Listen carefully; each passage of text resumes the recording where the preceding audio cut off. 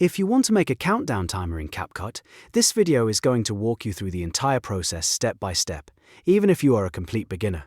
By the end, you'll know how to download a timer clip, bring it into CapCut, place it correctly over your footage, remove the background, resize it, position it, and even reverse it if needed so it works as a countdown.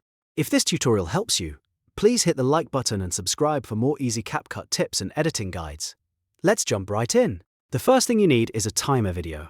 To do that, open your browser and go to a free stock video site like Pixabay. In the search bar, type countdown timer and switch over to the video section if needed. You want to look for a clip that matches the style of your project. For example, you might choose a 5-second timer for a quick cut, a 10-second timer for a short intro, or even a 1-minute timer if you need something longer. Once you find the right one, download it to your device so it's ready to use in CapCut. Now open CapCut and start a new project. Import your main footage first because the timer is going to sit on top of it as an overlay. Then import the timer video you downloaded from Pixabay or another free stock site. You can usually do this by dragging and dropping both files into the media bin or by using the import option inside CapCut. Once both clips are in the project, you're ready for the next step. Next, drag your main video down onto the timeline. This is important because your primary footage should always be on the base track.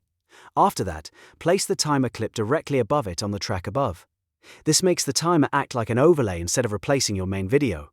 If you put the timer on the main track by mistake, it can overwrite your footage, so make sure it sits on the layer above. Now let's remove the background from the timer clip if it has a green screen or colored background. Click on the timer clip to select it, then go to Video, then remove BG, and choose Chroma key.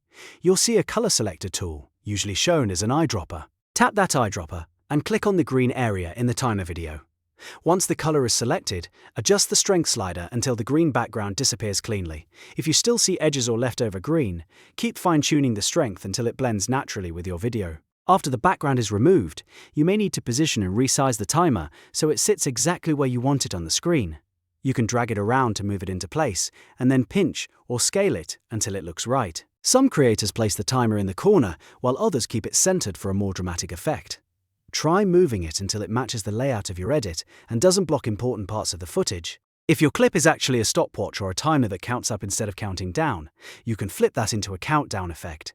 To do that, select the clip and look for the reverse icon above the timeline. It usually looks like a circular arrow. Click reverse, and CapCut will process the clip so it plays backward. That simple step can turn an upward counting timer into a countdown timer without needing to find a different file. Once that's done, play back your edit and make sure everything looks smooth.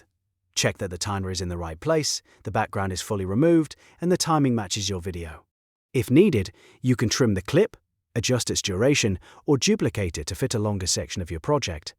That's one of the best things about CapCut. You can keep refining the edit until it looks exactly how you want it. And that's it.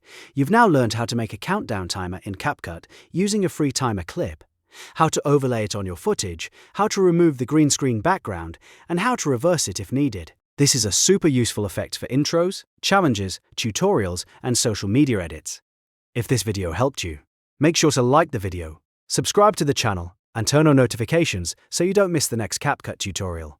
Thanks for watching, and I'll see you in the next one.